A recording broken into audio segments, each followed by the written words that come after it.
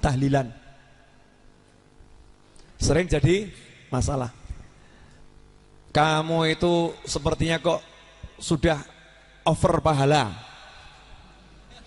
turah-turah, lebih-lebih pahala, sampai-sampai pahala kamu kirim-kirimkan sama orang lain.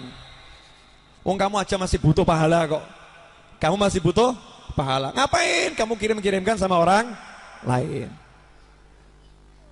Ini kalimat berlandaskan ilmu atau kalimat berlandaskan retorika bahasa? Retorika bahasa. Berarti ini kan mau pinter-pinteran ngomong ya. Alhamdulillah saya jago ngomong. Alhamdulillah saya syukuri dikasih Allah keahlian bicara. Udah, sekarang saya mau nanya, siapa di sini yang nggak punya dosa angkat tangan? Tolong, yang nggak punya dosa angkat tangan. Nah, yang dosanya banyak angkat tangan. Nah, orang yang ngaku ngangkat tangan aja nggak mau gitu ya. Dosanya banyak gitu kan. Itu udah jelas dosa kita banyak, betul kan? Ya. Sekarang saya mau nanya, siapa di antara kalian yang tidak mintakan ampun untuk orang lain angkat tangan? Semua mintakan ampun untuk orang lain kan? Mintakan ampun untuk orang lain. Emangnya kalian itu sudah turah-turah ampunan, kok minta buat orang lain? Nggak usah mintakan buat orang lain, minta aja buat diri sendiri. Diri sendiri butuh ampunan, ngapain mintakan ampun buat orang lain? Coba kalau saya ngomong begitu mau dijawab bagaimana? Jawabannya ya, wah Habib bodoh gitu. Kalau saya ngomong begitu kan bodoh namanya ya. Ini namanya pinter-pinteran ngomong. Ini nggak objektif, nggak sesuai dengan dalil Al-Quran maupun hadis Nabi Muhammad Sallallahu Alaihi Wasallam.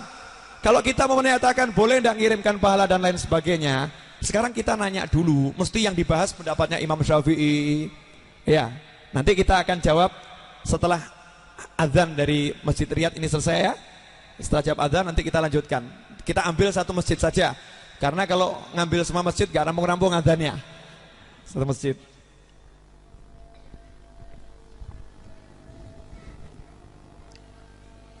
La haula wala quwata illa billah.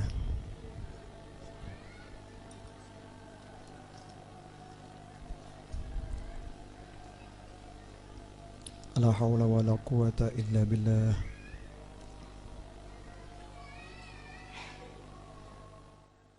Allahu Akbar, Allahu Akbar.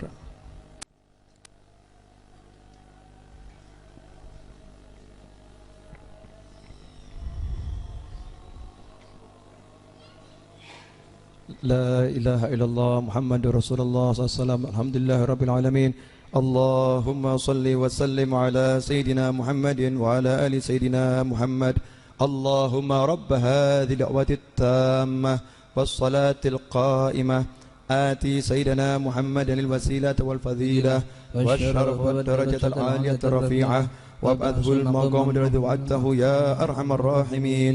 رب اغفر لي ولوالدي رب اغفر لي ولوالدي رب اغفر لي ولوالدي رب اغفر لي ولوالدي رب اغفر لي ولوالدي وارحمهما كما ربياني صغيرا. اللهم إنا نسألك العفو والعافية والمعافاة الدائمة في الدين والدنيا والآخرة. وصلى الله على سيدنا مولانا محمد وآله وصحبه وسلم. Alhamdulillahi rabbil alamin. Sebelum saya lanjutkan, yang saya praktekkan ini baru saja bid'ah. Ya, yang ada itu doa setelah adzan enggak pakai Rabbighfirli wali walidayya. Betul kan? Tapi saya tambahin Rabbighfirli wali walidayya 5 kali. Nabi enggak pernah ngajarkan, Rasul enggak pernah ngajarkan. Begitu kata orang ya. Berarti ini bid'ah. Nah, ini cara berpikir yang jumud, kaku. Cara berpikir yang kaku. Kalau memang doanya habis adzan cuman mau sampai di situ yang menurut diriwayatkan Rasul boleh. Tapi jangan lupa Rasul mengajarkan doa di antara adzan dan iqamah itu tidak ditolak oleh Allah Subhanahu wa taala. Kita dianjurkan untuk manfaatkan waktu antara adzan dan iqamah untuk berdoa. Lah ulama ngajarkan doa yang terbaik itu yang bisa datangkan ridho Allah, kamu doakan orang tuamu. Maka manfaatkan waktu adzan dan iqamah untuk mendoakan orang tuamu. Allah ridho sama kamu. Bagus atau enggak bagus? Sesuai sunnah atau enggak sesuai sunnah? Sesuai sunnah. Menghidupkan sunnah atau bid'ah? Menghidupkan sunnah. Yang enggak ngerti bilangnya apa? Makanya ngerti yo. Jadi biar enggak asal ngomong, belajar. Nanti kalau nggak sepakat nggak apa-apa, udahlah saya mau yang asli saja. Kalau yang tadi kan palsu, yang bilang palsu siapa? Ini kurang ajar juga nih ya. Oh ini jelas asli, Nabi yang ngajarin. Habis azan sebelum qomat baca doa kabul, silahkan doa apapun. Ya. Sekarang kita bahas bab tahlil. Bab tahlil. Ini penting sekali karena yang nggak enak dibawa isu begini, tahlilan ajaran Hindu. Betul. Jadi orang Jawa ini dulu Hindu semua. Orang Jawa Hindu semua. Tersisa adat Hindu diambil Wali Songo, kemudian dijadikan tahlilan. Ini informasi yang menyesatkan.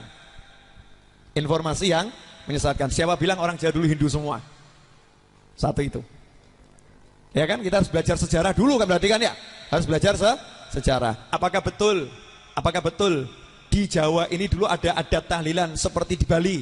Orang Hindu punya acara 40 hari, 100 hari, 1000 hari, seperti itu. Apakah di Jawa dulu ada? Nah, kenyataannya di Pulau Jawa itu ya sirna atau? Sirna kan? Kalau memang itu adat yang meresap karena sebuah ajaran agama, maka tidak akan mengakar kuat dengan adanya agama baru yang benar, yang udah mengambil alih adat tersebut. Ternyata tahlilan itu bukan ajaran Hindu. Itu yang harus kita yakini dulu. Bukan ajaran Hindu. Judulnya aja nggak ada orang Hindu tahlilan. Garis bawahi dulu, orang Hindu tahlilan nggak ada. Jadi kalau ada orang mengatakan tahlilan ajaran orang Hindu, itu orangnya bodoh sekali. Ya, bodoh sekali. Nggak ada orang Hindu tahlilan sampai hari ini, saya belum ketemu. Kecuali kalau orang Hindu masuk Islam kemudian ikut tahlilan. Nah itu lain masalah. Jadi judulnya kita bereskan dulu. Tahlilan ini, tadi tahlilan itu bukan ajaran Hindu.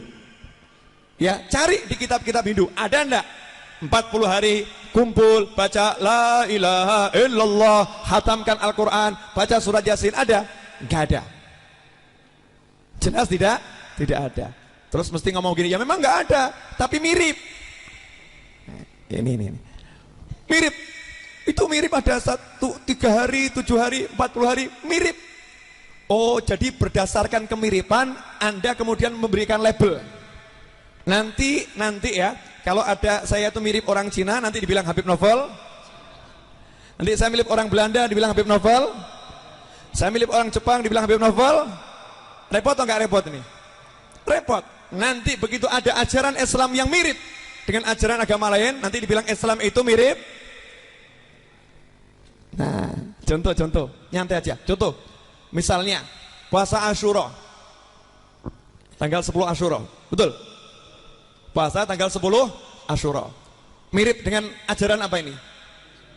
Ajaran ya Yahudi. Apakah kemudian kita bisa mengatakan, oh Nabi itu ikut-ikut Yahudi, tinggalkan puasa Asyura? Apakah seperti itu? Tidak kan? Sangat berbeda antara puasa Asyuranya versi Muslim dengan puasa Asyura versi Yahudi. Berbeda. Syariat puasanya juga berbeda. Adanya kesamaan waktu, ya kesamaan waktu, bahkan kesamaan niat. Rasulullah itu niatnya puasa Asyura adalah untuk mensyukuri selamatnya Nabi Musa dari kejaran Fir'aun. Sama dengan niatnya orang-orang Yahudi. Begitu yang disampaikan dalam hadis. Ya kan? Kenapa kalian puasa? Hari ini hari diselamatkannya Musa dari kejaran Fir'aun, kata orang-orang Yahudi. Maka Rasul mengatakan, kalau bil makna aku hidup sampai tahun depan aku akan puasa. Karena senang nih, bagus nih. Nabi Musa, kita lebih berhak untuk mensyukuri Nabi Musa. Justru tersemangati, kita lebih berhak syukuri Nabi Musa. Di sini jadi dalil. Ya jadi dalil. Adanya kesamaan bukan berarti kemudian tidak boleh. Tapi bukan berarti kalau nyamain baik. Kita ini di tengah-tengah. Menyerupakan diri dengan kebatilan nggak boleh. Ya, dengan kebatilan nggak boleh. Tapi kalau ada yang baik, kita serupa boleh. Puasa baik atau nggak baik? Islam kalau lihat orang puasa, agamanya apapun mengatakan puasa itu baik. Sedekah baik enggak? Baik. Agama apapun sedekah, Islam mengatakan sedekah itu baik. Jadi kalau ada sebuah kegiatan yang baik, kemudian kita serupa dengan kegiatan itu, Islam is oke saja. Yang nggak boleh menyerupai keburukan dari siapapun. Tasyabuh, menyerupakan diri dengan keburukan. Kok ada orang yang zina, ya kemudian kita menyerupakan diri, kita kawin kontrak, lah nggak boleh. Ya gitu nggak boleh. Ini tasyabuh. Ada penyerupaan dengan zina seperti itu. Nah kalau serupa tapi tak sama, sama-sama puasa, tanggalnya sama, bahkan ada hakikat yang niat sama mensyukuri Nabi Musa, tapi puasanya itu tidak sama syariatnya, jamnya, waktunya, aturannya, maka bisa dikatakan Yahudi puasa, Muslim juga puasa. Paham ya? Maka jangan tertipu dengan orang yang mengatakan orang Hindu juga ada 3 hari, ada 7 hari, ada 40 hari dan seterusnya. Kita jawab, Muslim juga ada 3 hari, 7 hari dan 40 hari. Di Islam juga ada. Nah kalau saya bilang di Islam juga ada, maka saya harus kemukakan dalil. Ojo asmuni. Jangan asalmu muni. Kalau orang tadi mengatakan itu tahlilan dari Hindu, namanya asalmu muni. Kalau saya katakan ini dari Islam, bukan asal bunyi. Imam Suyuti udah menjelaskan panjang lebar di buku itu, silakan Anda baca. Bahwasanya dulu itu biasa sahabat kalau ada yang meninggal dunia minta 40 hari ditemani di makamnya. Ditemani dalam arti apa? Didatangi, dibacakan Al-Quran dan lain sebagainya. Bahkan dibuatkan makan selama 7 hari berturut-turut. Nah kemudian ada orang mengatakan, nah ini sekarang kalau ada orang meninggal dunia itu pakai ngasih berkat-berkat itu. Kan Rasul melarang ada nyala api di rumah orang yang meninggal dunia. Betul? Ada riwayat begitu ya? Maksudnya apa? Rasul tidak mau umat Islam tidak punya toleransi, teposliro dan tenggang rasa kepada orang-orang yang sedang kesusahan. Jangan sampai orang yang sedang kesusahan dalam keadaan duka kemudian kok dipaksa suruh melayani tamu, Jadi kalau ada orang meninggal dunia kita ke sana mertamu takziah nggak disuguhi, itu wajar-wajar saja. Nah yang lagi berduka nggak usah mikir-mikir ora penak aku ora nyuguhi, nggak usah. Kamu lagi berduka mikir saja yang meninggal dunia. Dan alhamdulillah sampai hari ini yang meninggal dunia itu yang berduka tidak pernah masakkan untuk tamu-tamunya. Yang masakkan kalau nggak tonggonya, ponaannya, pak leknya, pak d-nya, mbok d-nya, buleknya, pamannya, bibinya, sepupunya, tetangganya dan lain sebagainya. Nggak mungkin seorang suami istri yang meninggal dunia suaminya ke dapur masak, nggak mungkin. Itu gilanya luar biasa. Nggak mungkin ada seorang istri suaminya meninggal dunia, istri itu ke dapur masak, ya tidak ngurusin jenazah, justru masak. Ini yang tidak dianjurkan oleh Islam. Tapi i'malu isna'u, Rasul perintahkan pada sahabat, masakkan itu keluarga Ja'far. Ketika Sayyidina Ja'far At-Thayyar meninggal dunia, Rasul perintahkan isna'u, buatkan makanan untuk keluarga Ja'far. Bahkan diperintahkan oleh Nabi Muhammad SAW. Lantas bagaimana orang menghukumi dengan prasangka? Itu kalau tahlilan, itu yang punya rumah itu yang lagi berduka repot. Saya ngomong sopo. Ini namanya menghukumi dengan prasangka, bukan dengan dalil. Justru kita mengamalkan hadis Rasul. Justru kita itu datang ke rumah yang berduka sebagai kerabat, membantu memasakkan tamunya. Dan itu berapa hari? Nggak boleh masak. Masak 40 hari nggak boleh masak. Jangan picik gitu ya. Yang berduka nggak boleh masak kapan? Ya ketika ada jenazah, suruh sibuk mikirkan yang meninggal, mengurusi jenazah. Lah kalau jenazahnya udah pergi, ya lanjutkan kehidupan. Kehidupan. Ada tamu ya temuin tamumu. Kecuali kalau wanita yang iddah, maka ada aturan-aturan syariat. Tapi itu kita tetap dianjurkan, bantulah yang meninggal agar tidak repot keluarganya. Makanya tetapkan kerabat, bantu di situ masakkan dan lain sebagainya. Nah itu yang meninggal, istrinya meninggal, suaminya beli roti, dibagi-bagi. Oh yang nggak boleh kan masak toh mas. Kalau beli roti kan nggak repot toh ya. Beli roti kan sodakoh toh ya. Kalau sedekah untuk yang meninggal dunia kan Rasul justru menganjurkan toh. Ketika ada seorang anak mengatakan ibuku kalau masih hidup pasti dia akan bersedekah, tapi dia udah meninggal ya Rasulullah. Gimana kalau aku sedekah atas namanya? Sedekahlah, Rasul perintahkan. Makanya kita kalau sedekah untuk yang meninggal dunia, maka itu oke-oke saja. Jelas sampai di sini? Lalu itu Imam Syafi'i mengatakan nggak sampai ngirimkan Al-Quran, nggak sampai, yang ngomong Imam Imam Syafi'i, tolong kalau ngutip ucapan Imam Syafi'i yang cetoh. Yang jelas saya madhab Syafi'i. Jenengan madhabnya nggak cetoh, jangan gaya pakai madhab Syafi'i. Ya, saya madhabnya Syafi'i. Dan ingat, ulama-ulama ahlu sunnah wal jamaah di Indonesia madhabnya Syafi'i. Tidak ada satupun yang ngirimkan Al-Quran untuk yang meninggal dunia. Nggak ada. Yang ada mengirimkan pahala bacaan Al-Quran kepada yang meninggal dunia dengan kalimat Allahumma, ya Allah tolong kirimkan, dalam bentuk doa. Dan ijma ulama, entah itu Ibnu Taimiyah atau Syekh Abdul Wahab atau siapapun mengatakan doa untuk yang meninggal dunia sunnahnya Nabi Muhammad sallallahu alaihi wasallam. Artinya ketika kita mengatakan ila ruh kepada ruh, itu yang dimaksud adalah ya Allah sampaikan pahala Al-Fatihahku, Yasinku, tahlilku, tasbihku, tahmidku, takbirku, sholawatku, sedekahku kepada ruh fulan. Artinya kita sedang berdoa. Makanya nanya kepada pengamal tahlil, karepmu ila ruh ki apa? Paham ya? Jelas semuanya? Ini yang di atas ini pada tidur atau kok tiada kata, tiada sapa? Saya seperti orang jual jamu ngomong sendiri. Memang harusnya begitu ya, mendengarkan. Lanjut ya. Bahkan Imam Syafi'i menganjurkan kalau Al-Quran itu dikirimkan nggak tekan. Ya Allah, aku kirimkan Al-Quran, nggak sampai. Itu Imam Syafi'i loh ya. Kalau ulama yang lain mengatakan sampai. Tapi Imam Syafi'i mengatakan kalau kamu bacakan di sampingnya sampai Al-Qur'annya. Mudeng. Kalau dikirimkan itu terlampau jauh, nggak sampai. Tapi kalau yang bersangkutan yang mau kamu kirimi itu ada di dekatmu, sampai. Tahu bedanya ya? Kalau mendoakan sepakat, kita semua tahlil itu mendoakan, ya Allah tolong sampaikan pahala. Artinya kita berdoa agar pahalanya disampaikan. Itu sampai. Tahu bedanya enggak nih? Tahu. Nah sekarang kalau cuman nggak berdoa, cuman niat biar pahalanya baca Al-Quran sampai ke fulan. Kalau Imam Syafi'i mengatakan itu tidak sampai kalau jauh, kalau dekat sampai.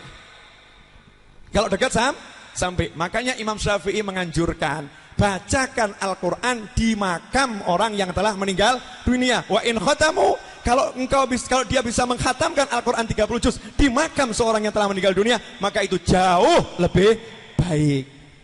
Berarti adakah Imam Syafi'i mengatakan ojo tahlilan? Nggak ada.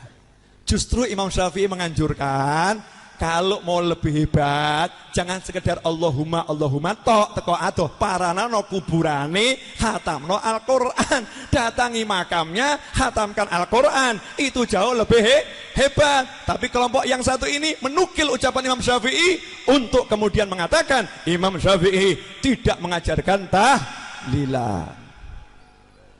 Beda sedikit atau beda banyak ini? Beda banyak ya? Bedanya sangat banyak. Makanya jangan mau dikelabuin. Tanya nih sama ulama-ulama ahlu sunnah wal jamaah. Jelas sekali ajarannya gamblang sesuai Al-Quran dan sunnah. Sampaikan pahala ya Allah, tolong ya Allah. Kalau ada orang mengatakan orang tekan mas, berarti dia merasa jadi Allah. Oh, kamu kok bisa ngerti doa saya nggak kabul?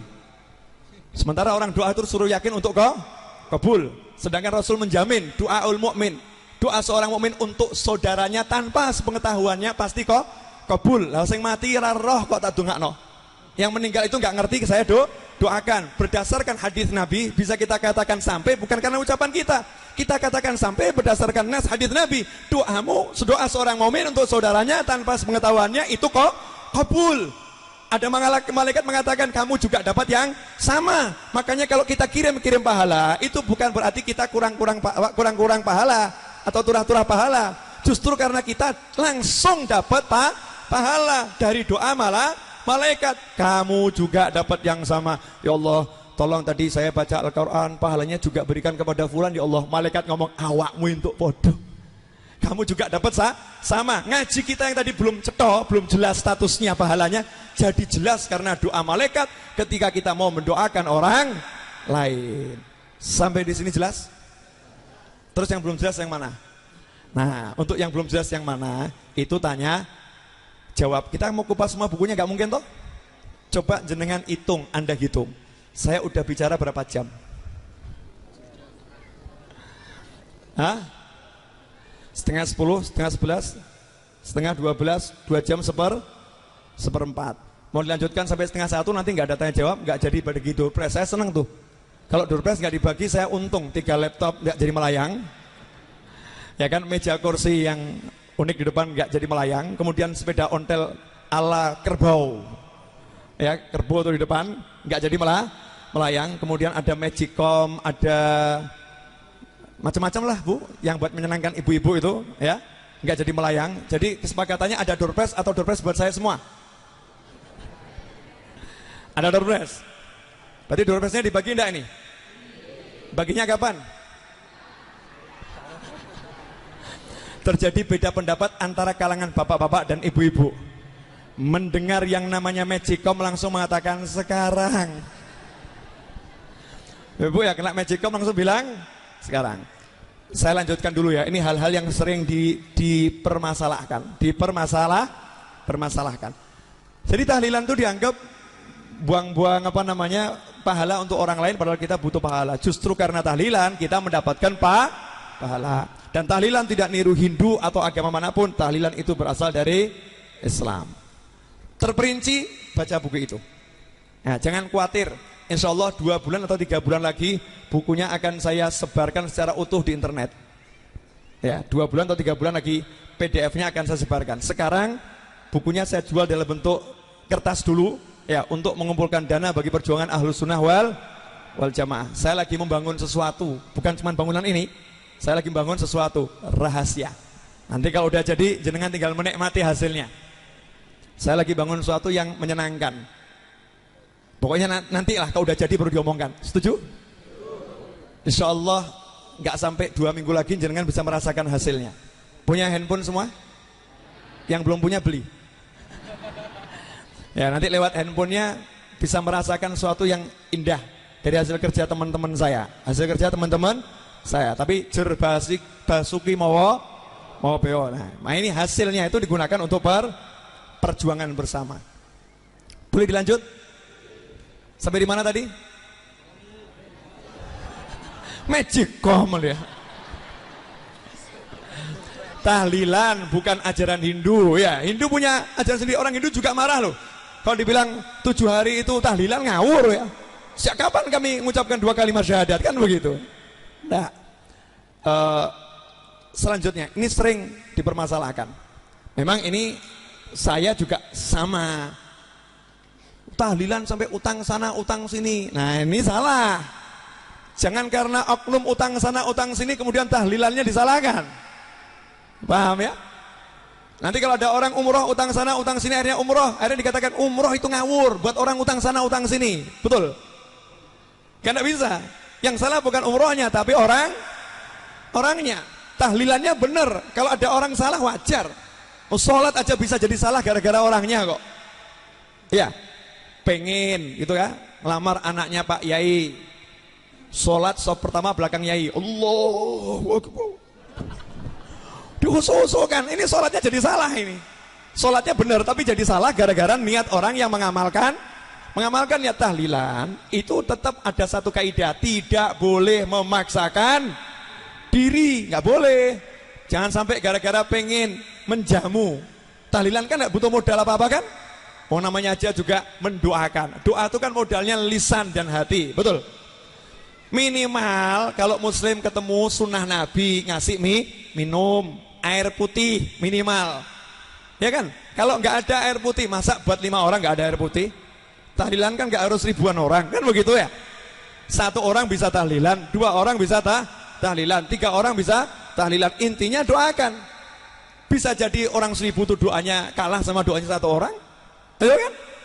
Bisa jadi 1 orang itu doanya luar biasa. Tapi memang kalau banyak orang kumpul di situ rahmat Allah banyak yang turun dan banyak barokah. Tapi ingat, jangan pernah memaksakan diri. Jadi kalau ada orang mau tahlilan sampai jual sawah, nah itu salah.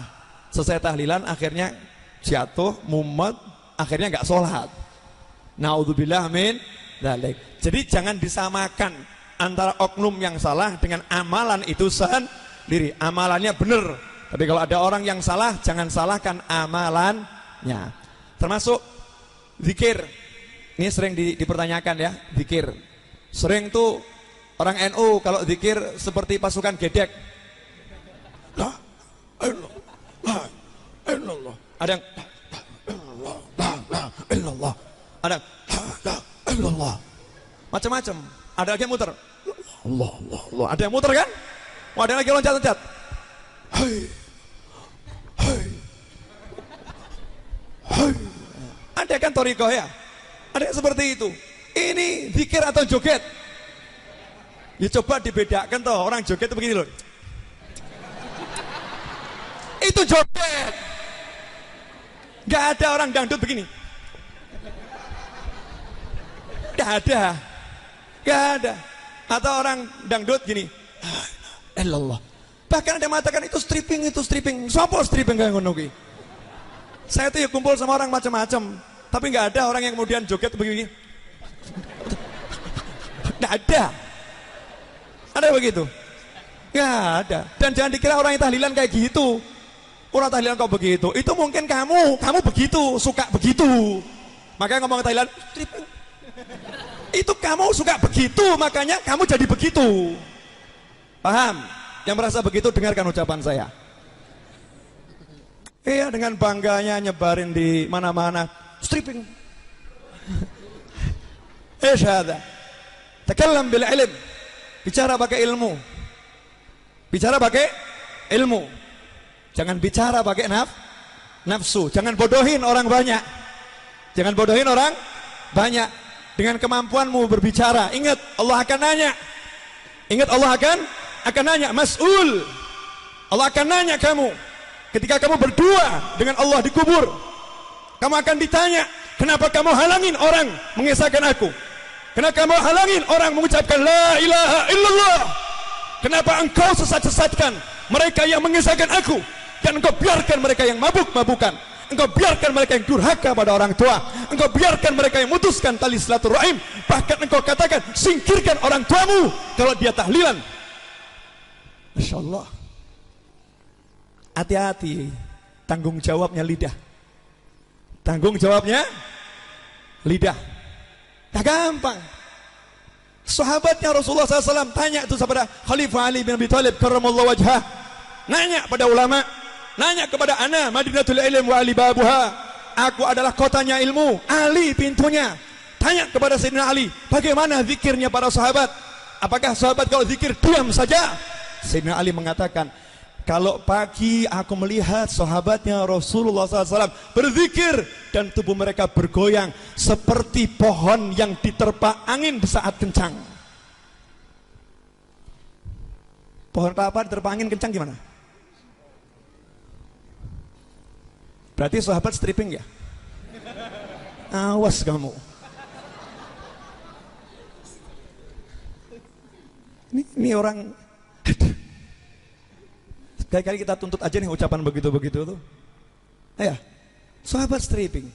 Ada orang yang yaduk, orang yang punya hati, orang yang punya rasa, orang yang punya rasa. Ya jibalu awibi, gunung saja disuruh bergoyang oleh Allah Taala bersama Nabi Dawud berzikir. Gerak kamu gunung, nggak boleh diam. Sahabatnya Rasul ya gerak.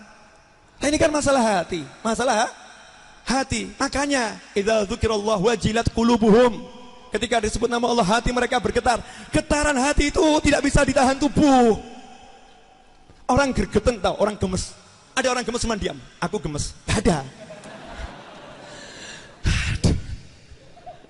Ada enggak ada? Aku gemes banget tuh. Ada kan? Gemes. Ini gemesnya. Ini gemes namanya. Bisa disalahkan orang gemes. Bisa disalahkan. Gak bisa. Kenapa? Itu getaran hati. Idza dzukirallah wajilat qulubuhum. Jika disebut nama Allah, hatinya bergetar. Nah, kalau hatinya bergetar, tubuhnya bagaimana? Tidak bisa dikuasain. Ketika Sayyidina Ja'far At-Tayyar radhiyallahu ta'ala anhu, Rasul mengatakan, asbahta. Ya, engkau adalah manusia yang paling menyerupai aku akhlak maupun parasmu. Coba ini pujian biasa atau luar biasa nih? Kamu tuh paling mirip sama saya loh. Baik itu tubuhmu maupun akhlakmu mirip sama saya. Yang ngomong Rasulullah SAW. Biasa atau luar biasa?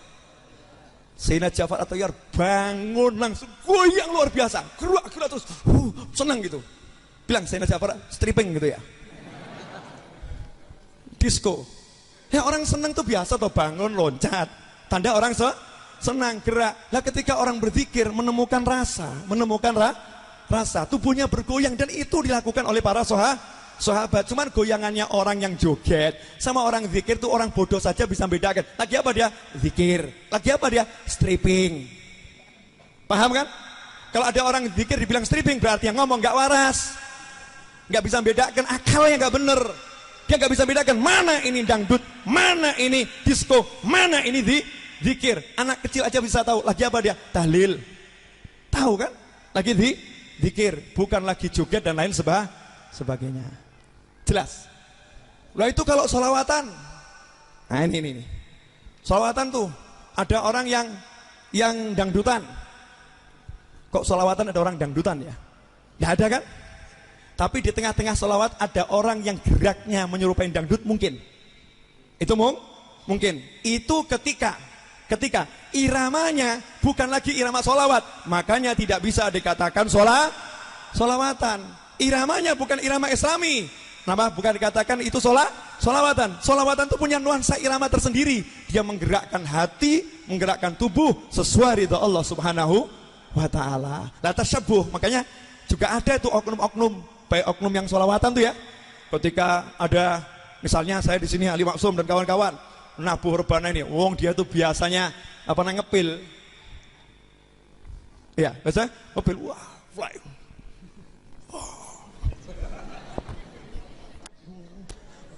Nah ini orangnya nggak beres. Jangan salahkan orangnya yang nggak beres. Tapi biarin dulu proses itu proses dia untuk berubah. Alhamdulillah dia bergerak ini masih di tempat yang halal, di samping kaum pria, tidak kepada wanitanya, sesama wanita, nggak bersama pria. Gerakannya begitu, biarin dulu. Ya, ingkari dalam hati, doakan, kemudian dibimbing, nanti pun jadi benar. Beb, dalilnya Beb, boleh nggak orang nari? Boleh. Islam itu agama seni. Makanya yang nggak punya jiwa seni nggak bisa bagus Islamnya. Kanjeng Nabi itu penuh dengan jiwa seni kok. Seniman ulung tuh Rasulullah SAW. Seninya luar biasa. Nggak percaya? Lihat itu bagaimana surbannya Rasulullah. Lihat bagaimana pedangnya Rasulullah. Lihat, ya. Lihat bagaimana pakaian putrinya Nabi Muhammad SAW. Fatimah Zahra, modis, cakep, seni, indah, tapi syar'i, Islami. Lihat gitu, hebat. Rasulullah itu seniman ulung. Gak mungkin Rasulullah gak seniman. Kenapa? Karena alam diciptakan dengan keindahan, dan keindahan Allah ada dalam diri Nabi Muhammad SAW. Makanya Rasul itu penuh indah dirinya. Innallaha jamil yuhibbul jamal. Allah maha indah dan mencintai keindahan. Contoh tarian dalam Islam. Ini yang sering nih teman-teman saya yang ikut thariqah itu dihina sama orang-orang yang begitu-begitu tuh. Ini apa nih? Ini pengajian apa jogetan? Loh, aswaja itu enak, ngajinya ada jogetnya ada ngajinya. Tapi jogetnya itu bagian dari Islam, karena Islam nggak ada jogetan. Islam itu juga mengenal jogetan, tarian. Rasulullah SAW ada sahabat datang dari Habasyah, ya, dari Ethiopia, tamu mau datang dari Ethiopia. Rasul nanya sama sahabat-sahabat yang asalnya Ethiopia, di tempat kalian itu kalau ada tamu, cara nyambutnya bagaimana? Coba bayangkan nih, betapa Rasul menghargai adat. Gimana cara nyambutnya? Rasul nanya gitu, sahabat jawab, ada Rasulullah, dengan tarian perang. Praktekkan di masjid. Gladi resik dulu. Kalau sekarang gladi bersih. Ayo gladi bersih dulu di masjid ya nanti, biar seluruh sahabat ini Madinah nonton orang Ethiopia kalau nari perang seperti apa, pakai senjata. Maka saat itu sahabat kumpul di masjid semua. Ini dari Ethiopia bawa tombaknya tuh ya. Saya nggak tahu tariannya model bagaimana karena saya bukan orang Ethiopia, jadi saya nggak bisa praktekkan itu kan. Itu dikatakan dengan loncat di dalam masjid, loncat dilihat oleh Nabi Muhammad SAW. Bahkan istri Nabi saking pengen lihatnya, ya Rasulullah pengen lihat. Maka Rasulullah mengatakan, nih naik ke punggungku, digendong biar bisa lihat jelas, dan tidak dihentikan sampai Aisyah radhiyallahu anha, Sayyidah Aisyah yang minta tuh turun, artinya Rasul ridho dengan tarian tersebut, istri Rasul ridho, dan jadi hiburan untuk keluarga Nabi Muhammad Sallallahu Alaihi Wasallam. Islam itu ada saat menari, ada saat menangis, ada saat makan, ada saat minum, ada saat dia naik kuda, ada saat dia berenang. Islam itu komplit. Islam itu bukan melulu zikir, karena zikirnya itu bentuknya macam-macam. Jangan paham enggak nih? Kok jadi diam semua, kenapa? Takut sama saya ya? Oh, saya lagi bersemangat ngusir setan ngantuk kok maksudnya. Ya, jadi zikir dengan gerakan itu dicontohkan para sahabat. Di hadapan Rasul pun dilakukan oleh sahabat. Dengan tarian itu diizinkan dalam Islam. Tentunya syarat dan ketentuan berlaku. Kalau tarian yang dia itu menyerupai dengan orang-orang banci, menyerupai perempuan ya, yang goyang nah begini, yo kabeh ngomong haram kang gitu. Ya kan ya? Ini tarian yang memang menimbulkan syahwat. Coba tarian Aceh itu, bilang haram itu.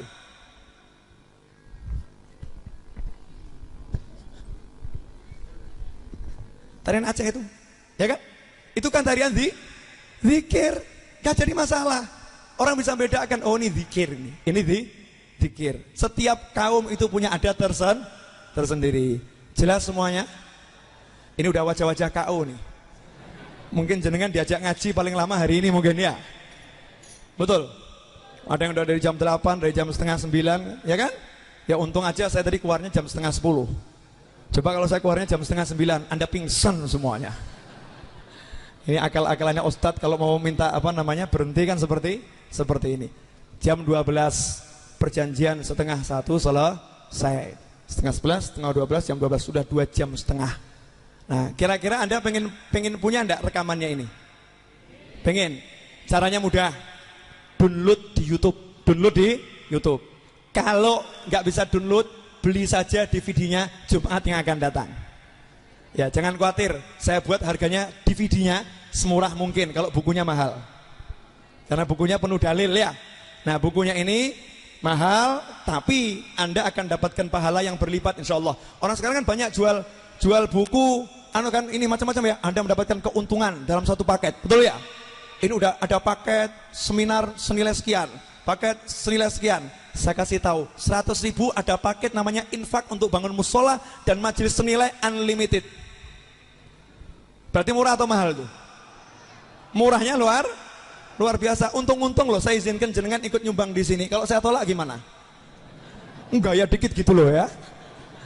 Kadang orang tuh nyumbang gaya, boro-boro tak sumbang, sepurone mas, boro-boro tak tampi.